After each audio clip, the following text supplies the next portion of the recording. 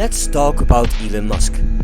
Probably many of you like the guy because he got this red dream we all have and he bought Twitter in support of freedom of speech. I will cover all that here. Now don't get me wrong, the fact that he is trying is appreciated, but there is a problem that I really want to talk about which you probably missed. Elon Musk wants to replace train, plane and car by designing things that are actually inferior when you compare it with anything existing. Take his cargo pod for example, one pod for one cargo trailer unit. He wants to build 2800. This means that 2800 units can be transported speedily, right? Wrong. These pods work individually. They will arrive at different times. Compare that with this, the train. Often you will see that these babies carry up to 40 to 60 carriages, often two cargo units stacked on top of each other. Double that one train with 2800 engines. 2800 engines will individually carry 40 to 60 carriages, often one or two cargo units on it. Sure, a train goes slower, but it's more reliable and feasible because a lot of cargo will arrive at the same time. Our train can carry 2800 of Elon Musk's Hyperloop cargo pods 2800 times, stacked on top of each other. This means that Elon Musk wants to build something obsolete, dead on arrival, because despite the speed, it will carry less. Elon Musk did not think about bringing all these pods together as one train. If he would end up with a more streamlined train. But imagine that this train is incompatible with original rail. Thus, you on top of that build a whole new pod rail network, which will eat out of your financial pocket, even on Mars. This train will be inferior. Everything that Elon Musk made is inferior, and actually a reinvention of the wheel. His passenger train will not be better because it's just a pod. This pod can carry up 16 people. It's again a whole new network of rail that supposedly must replace the highways, which will not work. The speed is fast, but you can only carry 16 people. It's supposed to replace bus or tram or even train or metro, but it actually doesn't.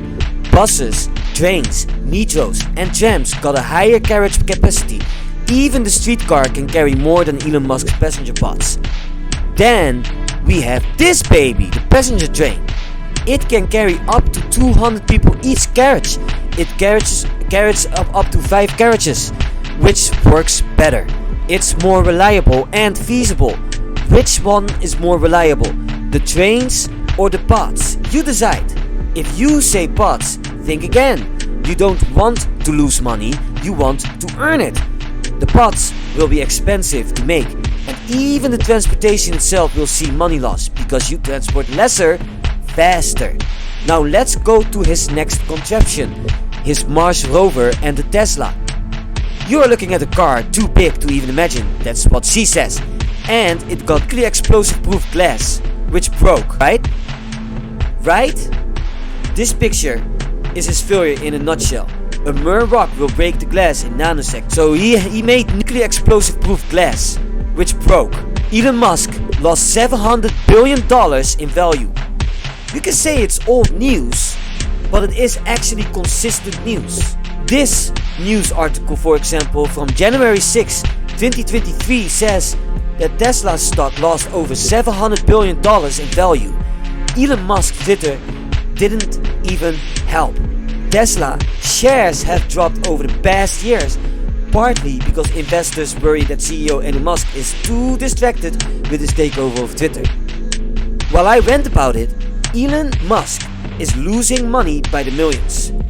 This lithium battery is way too heavy, by the way. Even in his truck, just like his truck, it can only drive for 600 miles until you need refill.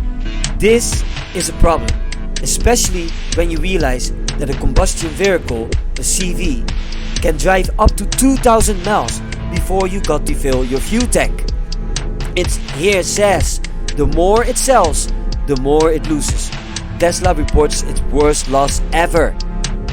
Everywhere where I look, I see Tesla cars driving. And when I search the internet, I can read about unsatisfied customers for truck and for car. Here it says, I anticipate that Tesla customers will be interested in buying the Tesla Semi given a payback period of 5 years at current diesel prices. Tesla will need to expand the supercharger megacharger network significantly. That will cost billions upfront. Even if Tesla manages to capture just 10% of the semi-truck market, that will cost the company 0.5 billion in lost earnings annually. Should Tesla hold onto its promise to add solar to these stations, that will cost the company 18 billion per 10% of the market taken. This will accelerate Tesla's cash crunch. This is, by the way, not what I said. This is what an expert said on it. It's dead on arrival. What exactly could replace this heavy battery within truck and car? There is conversation about a different battery, which I've come to know as a diamond battery. It's a nuclear battery in its essence, but it's still not realized. The battery might save Tesla, because what you want is a car or truck that can reach the same or more miles as the CV. As for now, it is as reliable as a tool on the back end of a pit. How much does a Tesla semi weigh without trailer? At any rate, according to Teslarati, JD Power notes that a normal semi should weigh in at anywhere from 10,000 to 25,000 pounds when it's not loaded, and the 10,000 pound trailer, and you're looking at about 35,000 pounds before adding any cargo. This was posted on November 30, 2022. GVWR is limited to 10,000 pounds, while the average curb rate ranges between 6,300 and 7,000 pounds. This was posted on February 9, 2021. The Tesla truck cannot carry more than your average combustion engine. In every aspect, Elon Musk's creation is inferior to what already exists. The sources that I provided is easily findable on Google. You can find it right there. The Tesla car itself is as big as a Sherman tank, meaning that when it would be involved in an accident with another car, the other car would be so total the people inside of it would die, would be flattened, unless the Tesla car will hit another SUV. It is in fact an SUV on a regular car design. It looks like a normal car, but it's bigger. Bigger, yes, but with insufficient space to load things up to carry. Regular cars have a trunk, but Elon's cars doesn't have much of that. This design in general is in actuality worse than a station car, which is a longer version of a regular car, which got more space than an SUV, or even a newer version of a pickup truck. The existing SUV and pickup trucks don't got space at all to carry cargo load. Yet, companies are pushing these designs as a family car. Well, it is absolutely not a family car. Lots of sales are made too with that, for some reason. Despite the fact that it's more reliable than Elon Musk's Tesla car, it is in fact the same design. Elon Musk chose the design that would bring more money at the time, but not on a longer aspect of time. Little did he know that his decision will make him lose billions. An electric station car would be better than an electric SUV car. Of course, there are no electric versions of this concept yet, and it's better than to choose a van or a station wagon than an SUV or a SUV car, which is Elon Musk's Tesla car and Mars rover in a nutshell. One of those actual makers had given a car from Elon Musk, and guess what happened to that car? It was being shot in space. It's still there. You can look that up too. Now, I want you to look at this truck up here. This is a trolley truck. This here is a better solution, and it's already working. None of the concept Elon made are the reality he wished for. Anything he realized is inferior. Even more inferior as this trolley truck used in parts of Germany. You don't need to replace the whole road networks, just add upon it. This truck is a semi-electric combustion truck if you want. But in this case, if you can, or whenever you see those canopies, you can switch to electric by bringing up the trolley on top of it. Likewise, you can switch back to combustion when the canopies fall short all of a sudden. It requires minimal change, thus saving money while simultaneously maintaining the same reliability in logistics and transportation. This is how you change the world for the best. If only he would realize how much money he could earn on this. Now his rocket is also another can of worms. I love his rocket though. As a cargo concept, it is slightly better than the regular rocket because you can reuse it, which is pretty neat. But this concept isn't new. In essence, he made a precision-guided rocket. Only now it's not a launched weapon, but a launched cargo rocket. When you're going to think about long travel in space, it will not work. This article is posted on September 29, 2017, says Elon Musk wants to replace with rockets. It's by the way a video. Elon Musk wants to replace airplanes with rockets. It will be able to launch gigantic satellites 9 meters in diameter. This is about his internet thing, which by the way doesn't really work that well. It does not really work. You cannot replace it. You cannot replace the rocket with airplanes. That's just stupid. As a matter of fact, so stupid. You will lose money on it. So, will Elon Musk rockets replace planes for long-haul flights? Will BFR rockets put airlines out of business? No, they will not. The airplane is way more reliable. I don't think Musk's BFR will be a reality in the next few decades to come. If ever, here are the reasons why. 1. Rockets are unreliable when compared to regular flights. Rockets have a failure rate of about 1 in every few hundreds. Flights have a failure rate in about 1 in a few hundred thousands. Failure on a rocket is usually catastrophic, while failures on an aeroplane are usually not due to several redundancies built in. So they're not. Rockets can't be launched from anywhere close to population due to the amount of noise and heat let out during takeoff. Then there is the obvious danger of the rocket blowing up on takeoff. Now, this is already a problem with airplanes itself. Airplanes are very noisy. Not a lot of people want to live near an airfield. It's very noisy stuff. And if airplane crashes, yes, the same thing can also happen, that you can have a ton of death. But it's not that fucked as rockets. 3. Average humans won't be able to bear the G-forces experienced during takeoff and landing. The experience will be anything but comfortable. It probably will be worse than the worst turbulence experienced by the flyers on an airplane.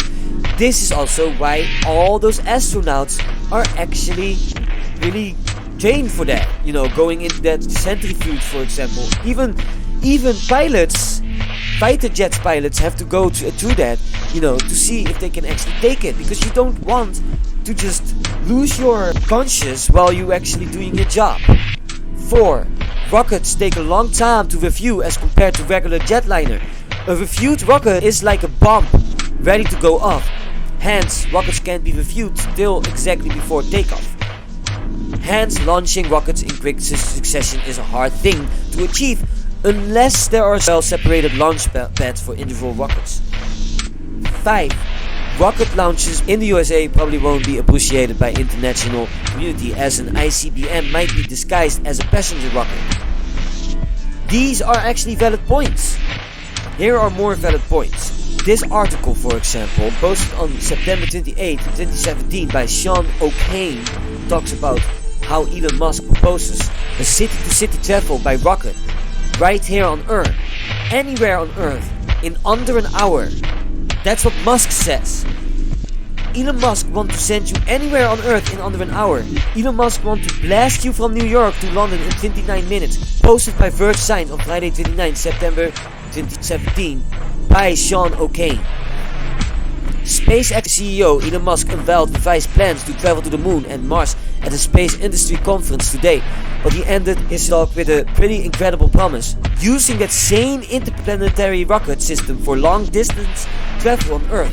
Musk showed a demonstration for the idea on stage, claiming that it will allow passengers to take most long distance trips in just 30 minutes and go anywhere on Earth in under an hour, which by the way not possible, for around the same price as an economy airline ticket.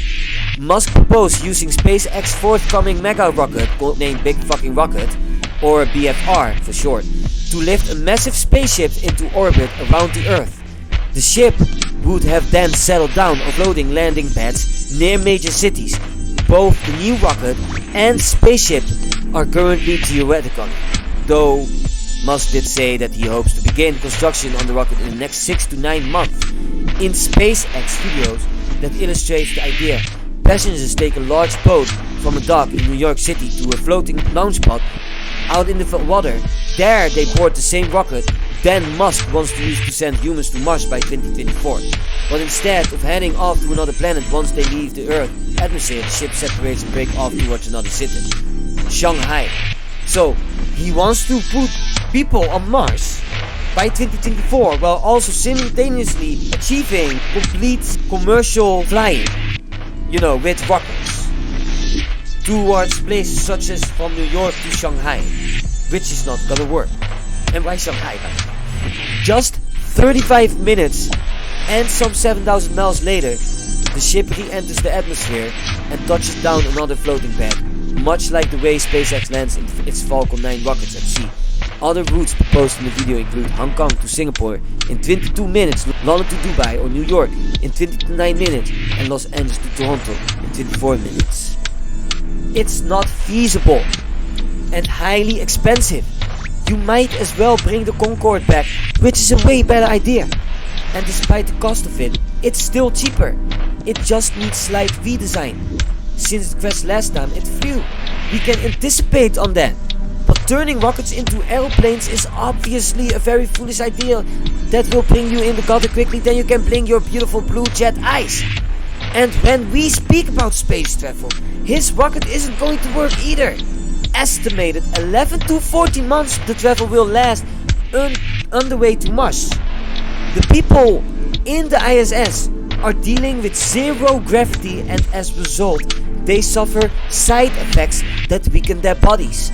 To overcome these things, the ISS, which stands for International Space Station, needs in actuality a redesign wherein we can create artificial gravity in order to make a stay in space smoother.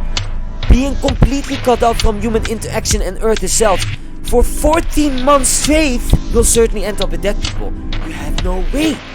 And that brings problems. And by the way, so much sci-fi designs also to make a proper spaceship in movies and games alike, and then we still got rockets in real life.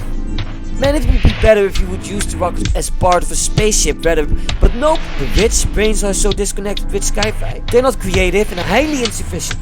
And then we got Mars itself, which is a fairly barren place, so barren that you actually don't have nothing, not even an atmosphere. Elon Musk designed a CGI city, but it seems that this city in this video isn't near any water source. The only water source on Mars is at the North Pole Circle.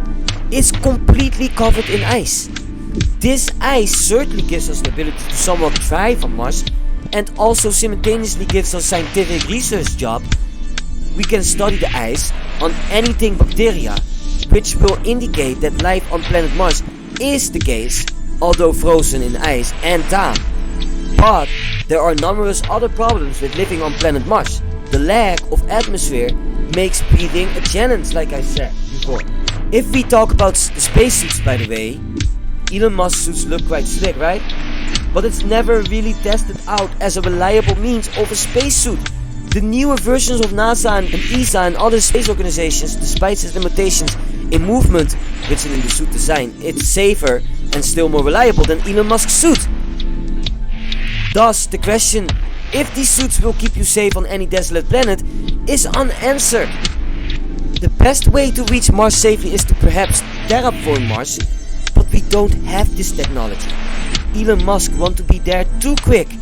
Most of the things he wants to make, except for the Tesla car, Mars rover and semi-truck, which is not even a semi, but okay, are still only ideas. They are not reality yet. Yet, he is pushing all this out as if this will replace our existing transportation network, which supposedly must work on Mars too. I can tell you already that this Mars colony is going to be super inferior, and it will suffer immensely. The Elon Musk colony will not replace the system in the whole galaxy as a powerful Martian empire. The people going there will not survive on Mars, if they ever even reach Mars. Even if we acquire terraform technology, you must understand that when you're already cut off from civilization on Earth, it will be hard to survive, despite the fact that Earth is a habitable planet. Many people lost in nature died because they did not know how to survive. How so on planet Mars? Mars is worse, even in a lush state. Our best chance would be the moon, even to terraform and to use as a launch pad to Mars. The moon is reachable, but understand why they had to build the structure of the moonlander the way it is designed. It is compact, meaning a safer and smoother drive. Rockets are too tall to actually give people the ability to survive when it would crash. This is why the escape pods in sci-fi concepts are literally pods. Small, compact capsules. The moonlander is classic capsule design.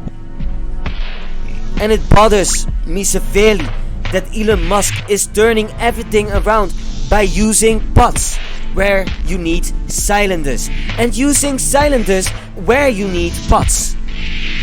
Cylinders are in general better than pods, unless you talk about spaceships and there's escape pods. The idea is to make your spaceship compact enough for people to survive a rough ride, while also simultaneously make sure that people got used to environment. An artificial gravity concept is not for nothing proposed in sci-fi. How are we going to get this artificial gravity, you ask? Well, there are talks about the Hadron Collider. It can create gravity. This would be the solution to beat weightlessness. We can't test 101 on the ISS. It needs recalibration to the right settings of Earth gravity.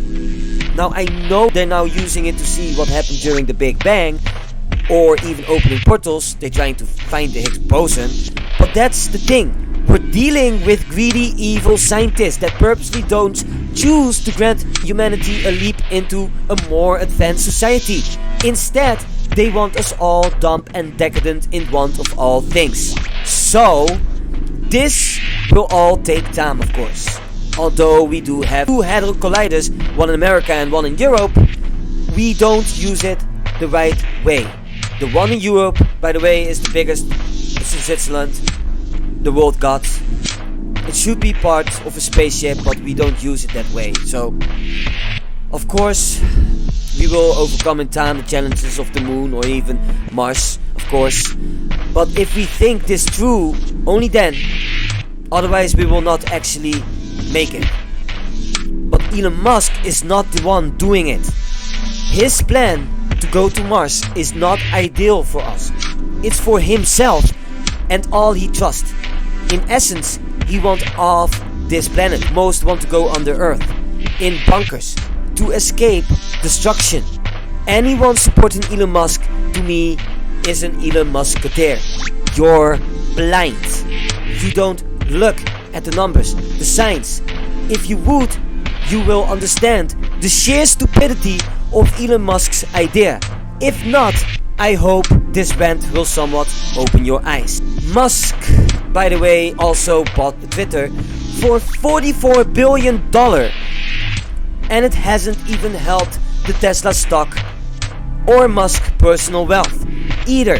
Musk, Tesla's largest shareholder, has sold $23 billion worth of Tesla shares since his interest in Twitter became public in April.